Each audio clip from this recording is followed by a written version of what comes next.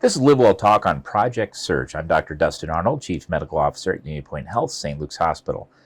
October is National Pizza Month, so I'm excited about that, my favorite food, but it's also Disability Employment Awareness Month. Joining us today on this episode is Stephanie Beary, Skills Instructor for St. Luke's Project Search Program, to share with us what Project Search is and how it helps individuals with disabilities acquire the necessary skills to be employed. Stephanie, welcome. Thank you. So, Project Search, just tell us what it is. Project Search is a work skills training program, and what's unique about the program is that it combines classroom instruction with real workplace experience. And we started our partnership with Unity Point Health, St. Luke's, and Iowa Vocational Rehabilitation Services to bring the program here, and we are starting our 9th year of the program. That was my next question. I mean, I know it's been a while, Yeah. But 9 years almost. Yeah, 9 years. We just started with a group of people in September. 9 years. Wow.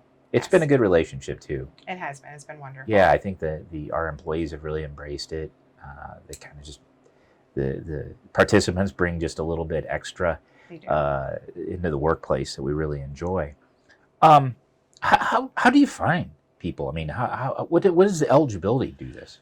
So for our program, ours is an adult model program. So that means that we serve individuals with disabilities that are between the ages of 18 to 30.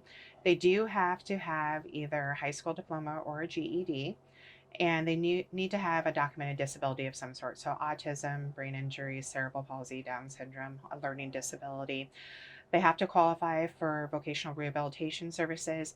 And most importantly, we're looking for people that want to work, that have the desire to work. They don't necessarily want to have to get a job afterwards in the hospital setting, because everything they learn here, they can take it elsewhere. Right. So when we're looking for people, we reach out to the schools, the area high schools, transition programs, case management, just other type of social service agencies. We've reached out to individuals here at the hospital.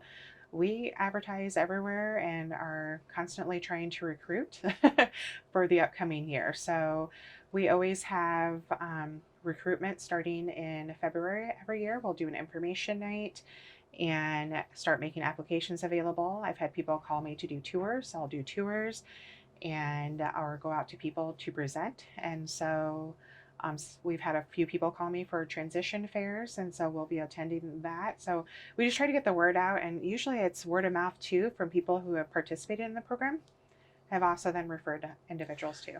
So it's a year. It's about 9.5 months for our program. Okay, so it's like school year. Yeah, kind of. Yeah. Yep. Okay, all right, that makes sense. Monday through Friday. Yeah, but correct me if I'm wrong. We have hired some graduates though that work here. There are people that are working here. We've had most recently 2 individuals hired in the housekeeping department, and we have people that are working in dining services in a variety of positions. We have therapy gym, radiology imaging. We've had people employed in sterile processing and linen services too. Yeah, because I've seen some of the graduates around. Go to church with a couple of them, and I see them here. It's pretty exciting to see them. So I've seen them throughout the year. You mentioned some departments of the hospital that have hired some of your graduates. Mm-hmm. Which can they host in any department? How do you choose that? We currently have about 20 different departments that we are working with. I would love to add more, so if anyone wants to join us, please contact me. I'm always looking for a variety, but currently we have a variety of patient floors.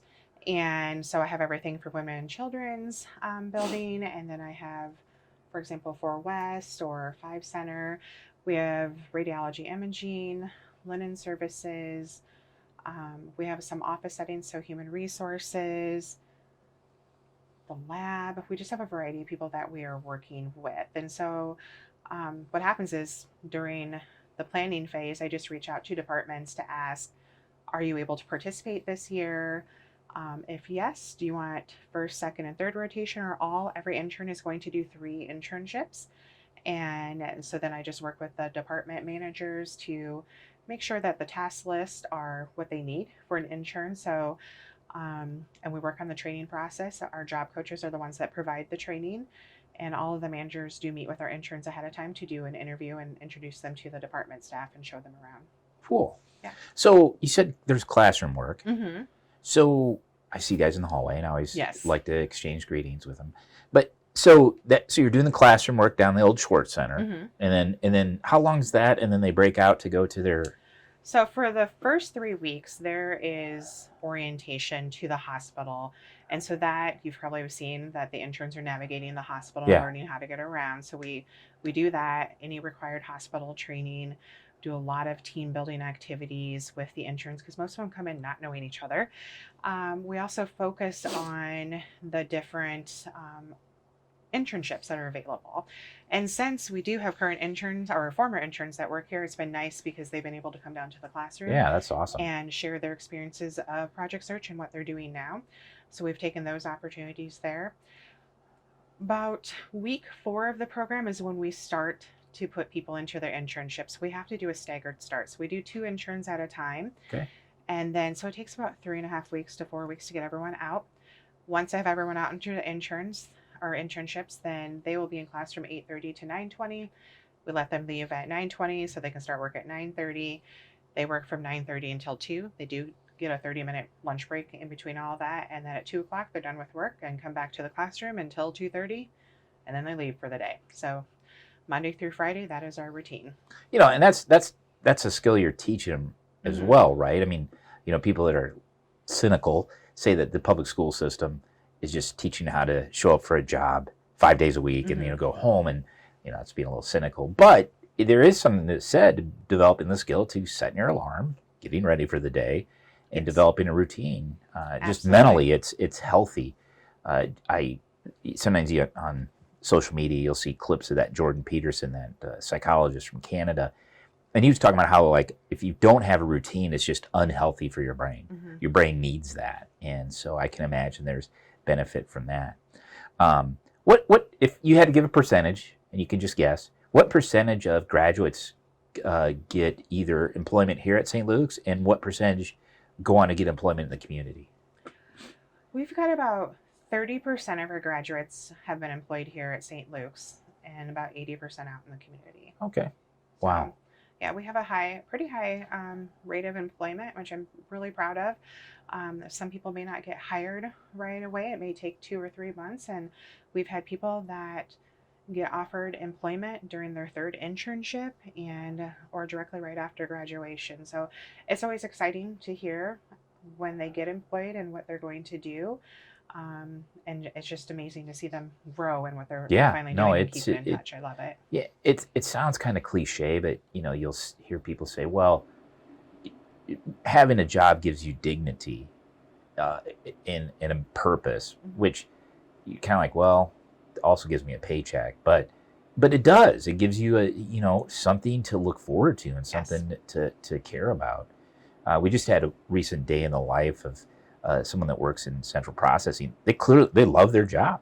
I mean, they're not coming here because it's just a paycheck, and that's important, because I think that is, what, if you can find a job you love, you'll never work a day in your life, whatever the napkin saying is.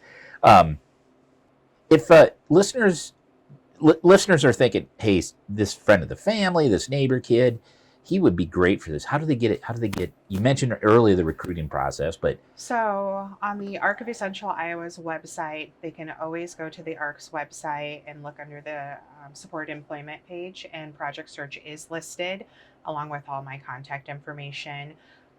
If you're here at St. Luke's Hospital, you can come on down to the Schwartz Center and talk to us. We've had a lot of people just approach our staff, myself and the staff, in the hallways because they've seen us working with the individuals and they've inquired more. So email, phone number, any way you can get a hold of us. Or they can stop in my office right at the end of the hallway. We'll get them there. Not a problem. Now a little bit about yourself. Oh, okay. How'd you end up here? How did this happen? How did this happen? I've been in the disability field for over 20 years. I've worked for the ARC for about 22 years now. And I'm in the disability field because I have a younger brother with a disability. And so it's personal. It's personal. And so I love it. And when Project Search came to Cedar Rapids, I was so excited because this area is a need for employment for people with disabilities, because a lot of people fall through the cracks and a lot of people don't think that they can do jobs that they can work. And I love the fact that we were coming to St. Luke's and I had the opportunity to work in a hospital, which I've always wanted to do, an opportunity to teach, which I've always wanted to do, and an opportunity to now work with adults and help make a difference in their lives. And so I was excited when the opportunity came along and I got the position, and I've loved every single moment of it. It's hard work. Outstanding. But it's amazing to see the progress. Yeah, I think sometimes people underestimate people with disabilities. They do. You know, I can remember doing the Special Olympics, track and field events being that 20 years ago. And I think sometimes they would underestimate, but they knew the difference between a blue ribbon and a red ribbon. Absolutely, they do. And they wanted a blue ribbon. Absolutely. And they didn't want anything but a blue ribbon. I mean, they knew, they knew exactly what they were trying to accomplish.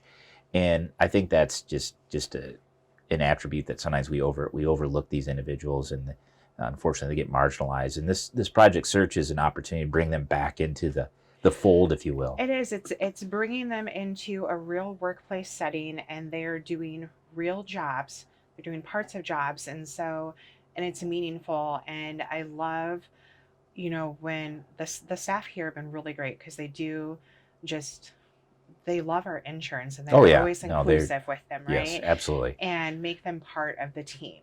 And the interns, the pride and joy that they have in their experiences, that goes a long way. And just to see the confidence, and then just to even go from someone that's super quiet, then all of a sudden is like they're talking to their coworkers and developing relationships. And we also hold our interns to the same expectations as you would a typical employee. We treat them as an adult, and they have the expectations to be treated as anyone else would be at the workplace. And so I think that's what helps us make them very successful in the workplace. Yeah, like I said, these are life skills that you're teaching. Stephanie, you make the world a better place. Thank you. Thank you again for joining me, sharing about Project Search. Once again, this is Stephanie Beary, skills instructor at St. Luke's Project Search program. If you're interested in learning more about Project Search, visit unitypoint.org. Thank you for listening to LiveWell Talk On. If you enjoyed this episode, don't forget to subscribe. And if you want to spread the word, please give us a 5-star review and tell your family, friends, neighbors, strangers about our podcast. We're available on Apple Podcasts, Spotify, Pandora, or wherever you get your podcast. Until next time, be well.